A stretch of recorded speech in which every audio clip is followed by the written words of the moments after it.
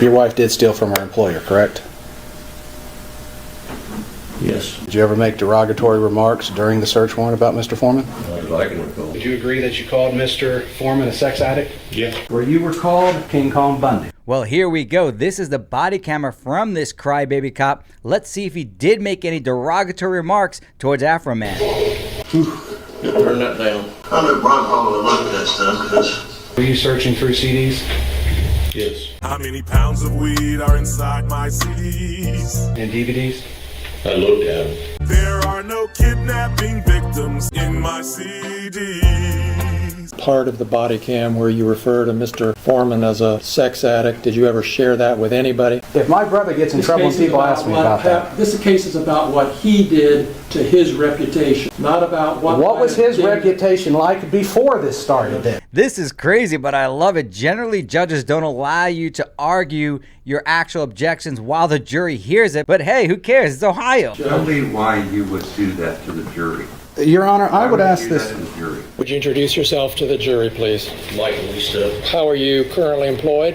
Adams County Sheriff's Office. You were part of the team that executed the search warrant on Mr. Foreman's home, is that right? Yes. We're back at Afroman's trial, and another crybaby cop is on the stand. Let's see what this big baby's crying about. Did the posts that we've been talking about here in this trial have any effect on you? Yes. We assisted with a search warrant service here with another agency. People who was inside the residence looked at us and says, why are they allowed to do what they're doing? And then they look at us and say, well, you done it to Afroman, they can get by with it, they can do it to us. Did you ever receive any calls having to do with this case? Not directly. And people have criticized your duties before, correct? Did you hear what this big baby's complaining about? Allegedly, because of Afroman, he went to one search warrant and the people were complaining that, hey, you did it to Afroman, you could do it to us. Who cares? They can say whatever they want. Yes. And you've been called a lot of names by people in 24 years, correct? Oh, yeah. Things worse than a thief, correct? Name-wise, not as detrimental how people look at you. So people have come up to you and asked you if you were a thief.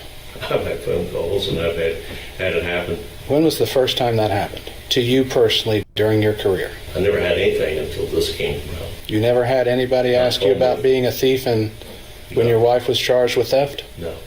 When your wife pled guilty to stealing from her employer?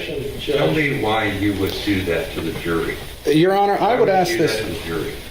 Your Honor, I'm asking a question that builds on his reputation. He says he has never been called a thief before, yet he keeps saying that everybody treats him differently. This goes to his reputation.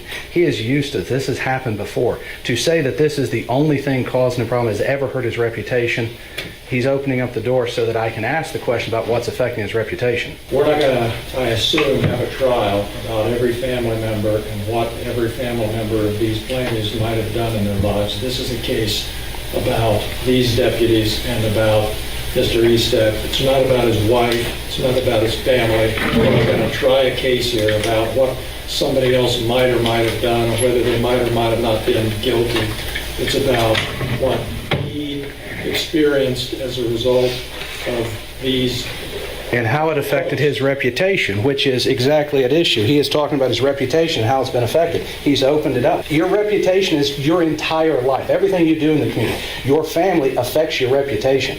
This is crazy, but I love it. Generally, judges don't allow you to argue your actual objections while the jury hears it. But hey, who cares? It's Ohio. If my brother gets in trouble and people ask me about that. This case is about what he did to his reputation, not about what was his reputation like before this started then? So I'd like you to play this out in front of the jury so they can understand how to separate the evidence. Their law school example arguing with each other what lawyers do, but you need to understand how to see it. So I'm going to allow this so you can see how it does or does not affect him alone. Just don't get caught up that your spouse's character is your character, because it's not. Your wife did steal from her employer, correct? Yes. That's amazing. And it was a felony sum of money, which is over $1,000. Yes. Renee Eastep already pled guilty to theft in office and taking $28,000 from the People's Life Squad Association. She said she took the money to pay bills and has already paid it back. Well, there you go. This crybaby cop stole $28,000 from her employer to pay bills. Presumably, some of those bills were for this crybaby cop, so he benefited from that death. However, that didn't stop Adams County Judge Brett Spencer from sending her to jail for 60 days. It won't be in Adams County, though, since her husband is a deputy sheriff there, and she's going to have to pay the $2,700 cost of that incarceration. Mike, what's your wife's name? Renee, Did this felony that Mr. Osborne brought up occur before or after this search? long before. Long before? Did you stay married to Renee in spite of did. this? Do you think her problems with this felony hurt your reputation? No. You better believe they did. If your wife is serving time for stealing money, presumably to pay your bills, definitely your reputation is a little bit tarnished. I never got no backlash. I wasn't part of it. I didn't support it. She paid the consequences, and she moved on with life. And you're still with her? I'm still with her. Did you ever have any contact with the money? I noticed some money in a coat pocket, and I pointed it out to Detective Newland. You realize that during that search, everything you said was captured on your body cam, correct? Absolutely. Did you ever make derogatory remarks during the search warrant about Mr. Foreman? Not that I can recall.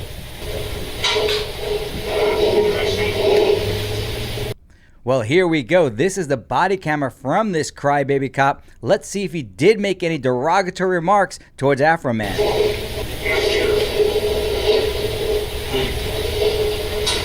right, so you see you want to flip something?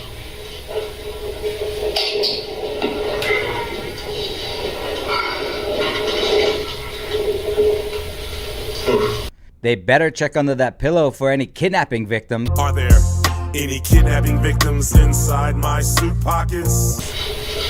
Or everybody's CDs.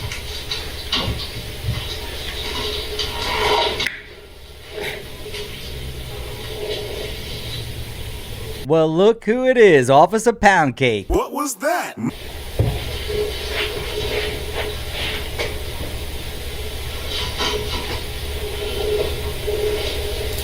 Were you searching through CDs Yes. How many pounds of weed are inside my CDs? and DVDs? I looked at him. There are no kidnapping victims in my CDs. I didn't really search through them. But that's what you're looking at right now. Yeah. How many pounds of weed did you find in my CDs? I never probably looked at that stuff because some of the stuff I think was mentioned in there.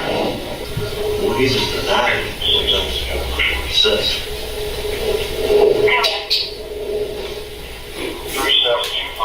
On your body cam during an official search, you called Mr. Foreman a sex addict? I couldn't clarify her addict. I couldn't clarify. Would you like me to replay it? Yeah. I never probably looked at that stuff because some of the stuff I think was mentioned in there. Well, he just denied it when it comes to sex. I still can't decipher it. I mean, it's... Turn that down. Well, he just denied it when it comes to sex. Would you agree that you called Mr. Foreman a sex addict? Yeah. Do you believe how you do your job duties reflects on your reputation? Yes. Someone seeing this could reflect badly on your reputation based on what you did? Possibly. This is going to be very stupid questions, but Mr. Klingler referred to previous posts. Did any of those posts name you by name? No.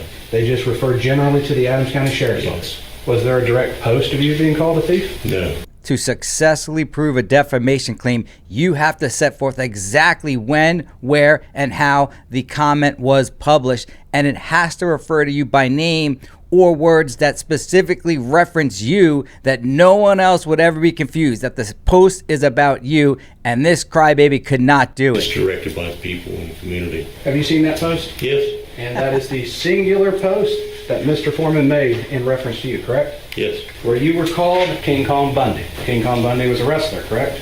This big baby's crying about being compared to King Kong Bundy? Yes. Dan Goodwin, correct? I don't know about that. Can't answer that. There was a t-shirt made calling you King Kong Bundy, correct? Yes. A friend of yours made a joke about that, correct? Wasn't a friend.